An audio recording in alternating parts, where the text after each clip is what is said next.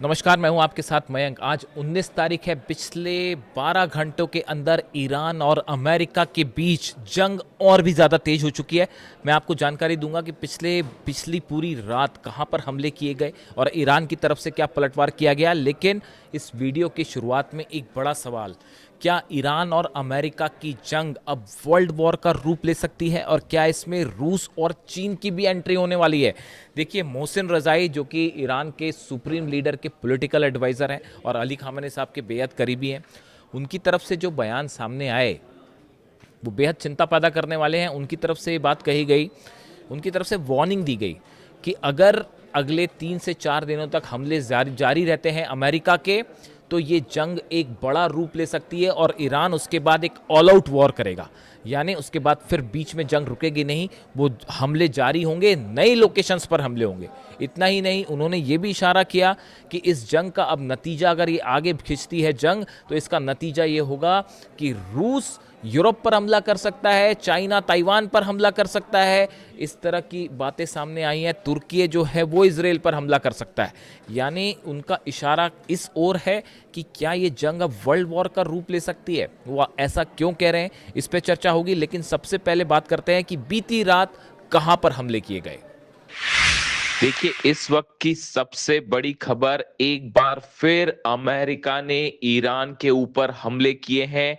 ये हमले Qeshm island पे किए गए हैं, बंदर अब्बास पे किए गए हैं और बुशर पर एक बार फिर हमले की खबरें आ रही हैं, धमाके की खबरें आ रही हैं। देखिए, लगातार ये हमले अमेरिका की तरफ से जारी है और इसका करारा जवाब ईरान ने दिया है। देखिए, इस वक्त जो सबसे बड़ी खबर सामने आई है वो ये कि ईरान ने जॉर्डन में जो हमले किए, खास तौर पर अल अजराक बेस पर जो हमले हुए, इन हमलों में कई अमेरिकी सैनिकों की मौत की खबर है और अब इसकी पुष्टि डोनाल्ड ट्रंप ने भी कर दी है। और डोनाल्ड ट्रंप ने जो है बयान जारी करके कहा कि ये मौत बहुत अमेरिकी सोल्जर्स की मौत दुखद है, इस तरह की बात उन्होंने कही। देखिए, ईरान की तरफ से साफ कह दिया गया था, ईरान के सैनिकों पर जो हमला किया गया ईरान शहर में और वहां पर 7 ईरान के सैनिकों की मौत हुई थी, उसी समय ईरान ने ऐलान कर दिया था कि इन मौत का बदला लिया जाएगा। और उसी के चलते अब जॉर्डन से जो खबरें आ रही हैं, जॉर्डन में ईरान की तरफ से जो दावे किए गए थे, देखिए मैंने आपको पहले ही ये बताया था कि जॉर्डन में बहुत बड़ा हमला हुआ है, बड़ा नुकसान हुआ है, कतर में बड़ा नुकसान हुआ है। इसके अलावा कुवैत में, बहरीन में अमेरिका के सेना के अड्डों को बहुत बड़ा नुकसान हुआ है। तस्वीरें सामने आने में वक्त लगेगा और अब देखिए धीरे धीरे सच्चाई सामने आने लगी है।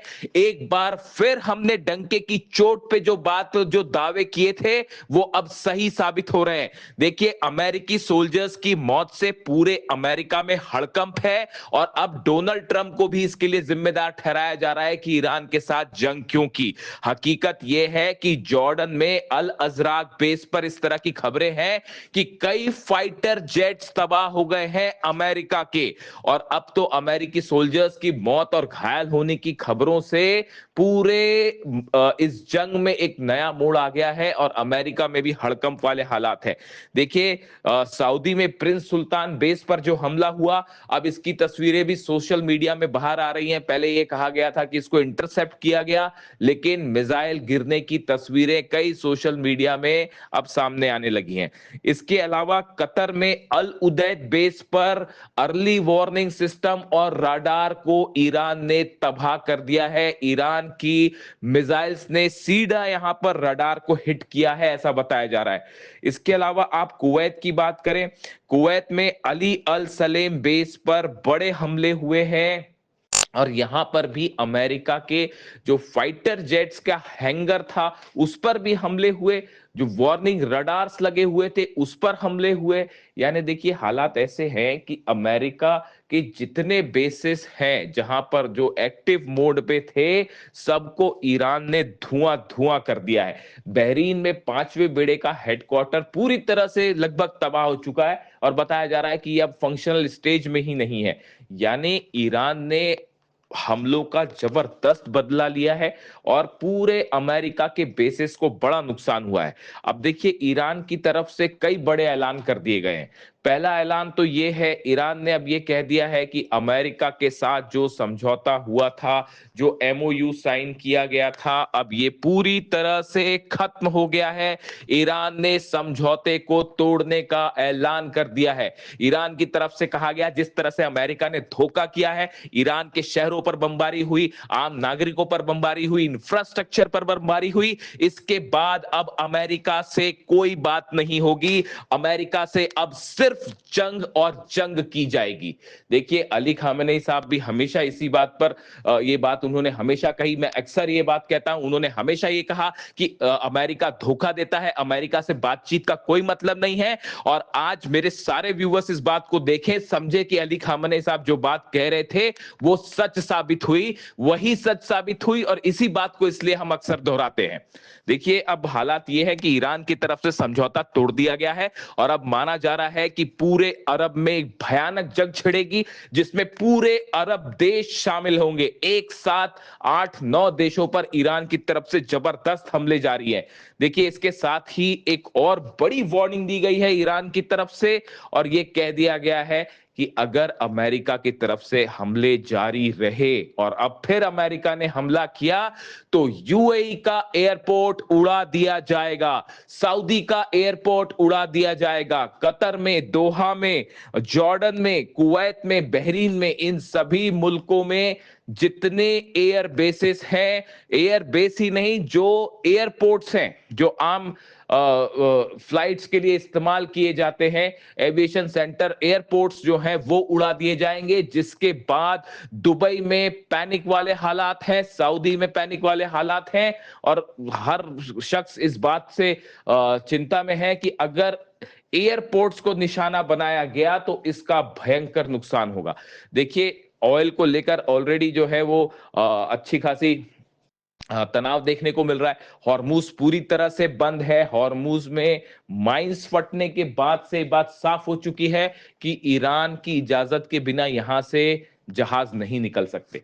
अब अगर एयरपोर्ट्स भी निशाने पर आ जाते हैं यूएई और सऊदी जैसे देशों के, तो इससे पूरे इलाके में हाहाकार मच जाएगा।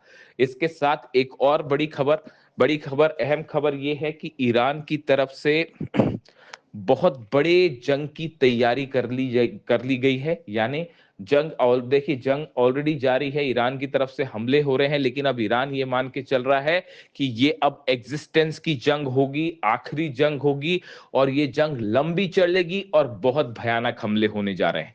यानी देखिए खबरें इस तरह की हैं कि B-2 बॉम्बर्स जो हैं वो ईरान की तरफ उड़ना शुरू कर दिया है, B-2 बॉम्बर्स ने, और बड़े हमले हो सकते हैं। इन हालात में फिलहाल जो खबरें हैं उसके मुताबिक जो हमले किए हैं, ईरान की तरफ से जो हमले हुए, इससे पूरे अमेरिका में पैनिक और हाहाकार वाला माहौल है। और जो सोल्जर्स की मौत है, अभी इनके नंबर सामने आने बाकी हैं, कितने घायल हुए हैं इनके भी अभी एग्जैक्ट नंबर सामने आने बाकी है। हो सकता है कि जो नंबर्स अभी बताए जा रहे हैं वो कम हो, ऐसी भी आशंकाएं जताई जा रही हैं कि ये कहा जाए कि 2 सोल्जर्स हैं या मरे हैं और कुछ घायल हुए हैं, लेकिन हकीकत ये हो सकती है कि इनकी संख्या कहीं ज्यादा हो सकती है। तो फिलहाल इसका इंतजार करना होगा। और इसी बीच अमेरिका और ईरान दोनों की तरफ से एक दूसरे पर बड़े हमले जारी हैं, जिसने अब हालात को और भी गंभीर बना दिया है। इससे हमलों से जुड़ा जो भी अपडेट होगा आप तक पहुंचाऊंगा।